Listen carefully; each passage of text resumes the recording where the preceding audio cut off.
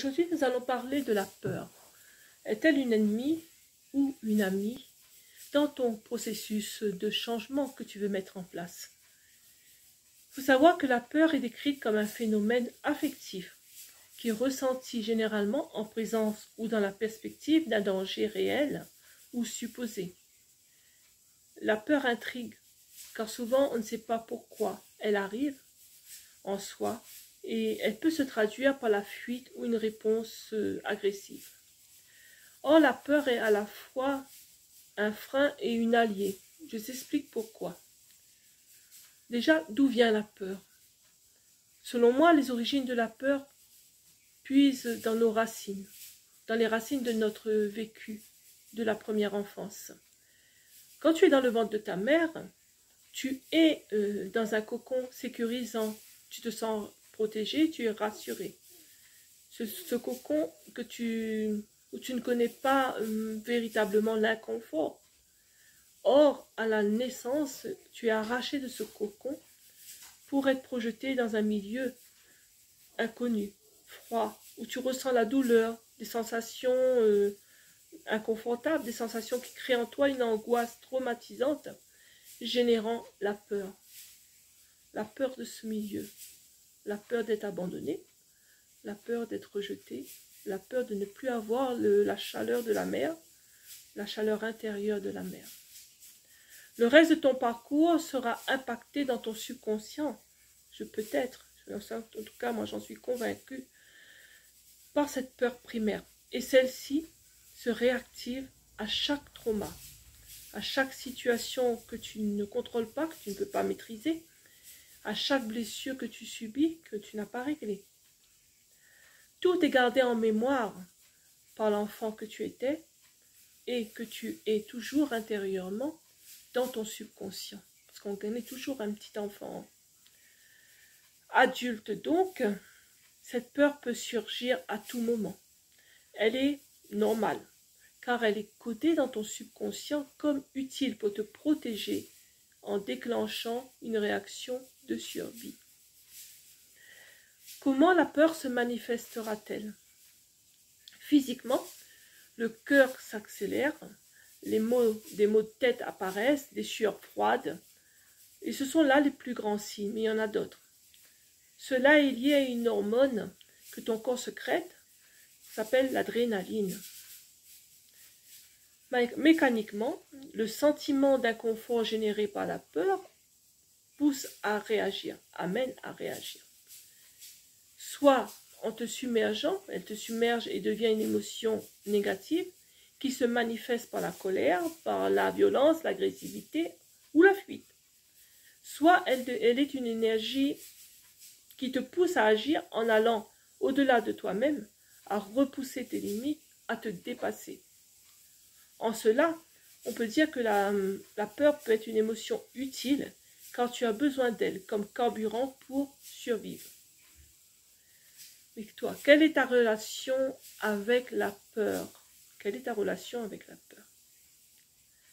Cette question doit être à te poser pour parvenir à la dédramatiser. Tout est ça. Beaucoup considèrent la peur comme un sentiment négatif, mais elle ne doit pas avoir le mauvais rôle. Car ainsi, si elle a le mauvais rôle, elle va prendre plus de place en toi, te dominer ou te paralyser. Tous nous connaissons la peur, mais c'est ce que nous en faisons, ce que nous faisons d'elle qui fait la différence.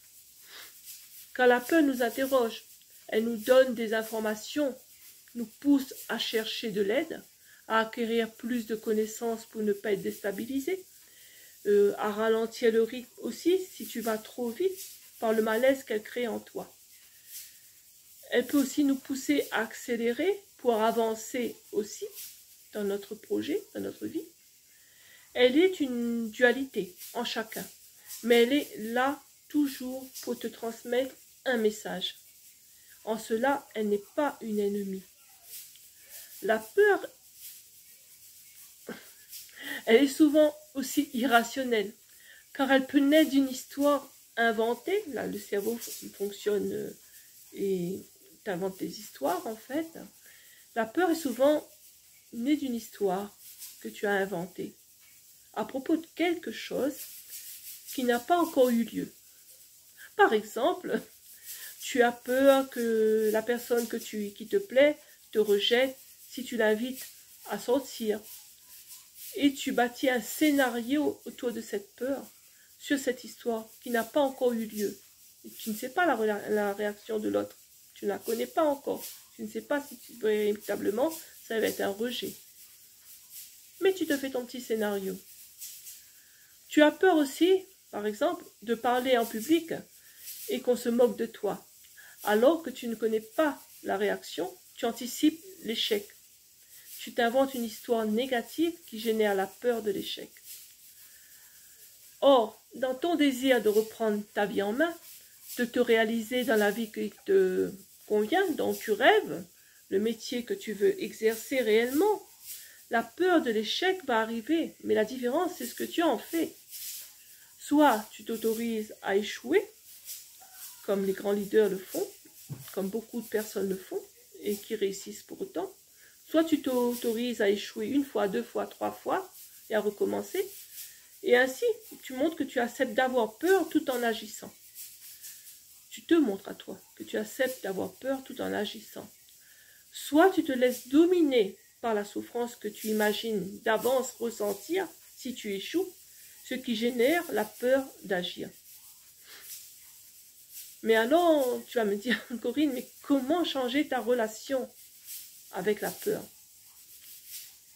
D'abord, savoir identifier les facteurs déclenchants de la peur. Est-ce que c'est du stress, les imprévus que tu n'arrives pas à gérer, la frustration, les agressions, l'abandon, etc., etc. Ensuite, relativiser en prenant du recul sur la situation et en se concentrant surtout sur les aspects positifs de ta vie, tout ce que tu as pu déjà réaccomplir et réussir malgré la présence de la peur. Recentre-toi sur des images réelles et valorisantes de ta vie pour ne pas te focaliser sur ta peur sans chercher à la faire disparaître. Respire profondément, pratique la cohérence cardiaque. Cela aide à se relâcher et à se détacher de la peur, même si tu sais qu'elle est à tes côtés. La cohérence cardiaque, c'est respirer 5 secondes profondément, en inspiration, 5 secondes profondément, 5 secondes en expiration profonde, et cela, tu le répètes pendant 5 minutes. Puis, une fois calmé, considère la peur alors comme une personne à qui tu parles. Dis-lui, lui dire que tu vas faire avec elle. Si elle n'est pas prête à s'en aller et que sa présence à tes côtés, elle est tolérée, mais qu'elle ne te dérange pas dans ce que tu dois faire. Lui demander ce dont elle a besoin pour se dissiper. Ne la braque pas en voulant absolument l'affronter pour la vaincre comme une ennemie. Parce que tu la chasses par la porte, elle revient par la fenêtre, et plus forte.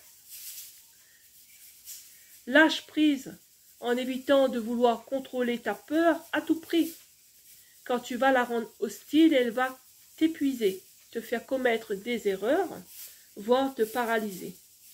Prends conscience qu'il est impossible à tout être humain de tout prévoir ni d'avoir la main sur tout. Plus tu lâcheras prise sur elle, plus la peur perdra son pouvoir et son impact sur toi, même si elle est présente. La peur ne doit pas être une émotion qui te paralyse. Tu dois pouvoir garder la peur à tes côtés tout en prenant ton envol et la laisser t'indiquer, la peur, la laisser t'indiquer comment tu peux devenir plus forte pour mieux déployer tes ailes et prendre ton envol surtout. Ainsi, tu vas la transmuter, tu la transmutes en une alliée de ta réussite. Derrière tes peurs se trouve tout ce que tu veux réaliser et que tu n'oses pas faire. Derrière ta peur se trouve ton bonheur, ton épanouissement. Si tu parviens à en faire une amie, une alliée sans lui accorder la place dominante dans ta vie. Je suis Corinne Capunda d'ABC Corinne Conseil, conseillère en communication et coach auprès de femmes en survivance qui ont décidé de switcher leur vie actuelle pour réussir à se reconstruire au travers d'un projet de vie qui leur correspond. Je les accompagne sur ce chemin de résilience en leur apportant les outils adaptés à leur situation. Pour plus d'infos sur ce que je te propose, tu peux me joindre en privé afin d'échanger avec toi lors d'un entretien individualisé. Tout accompagnement est adapté à ta propre situation.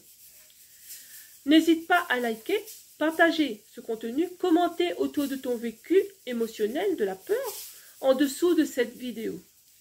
À très bientôt autour d'un nouveau thème. D'ici là, porte-toi bien.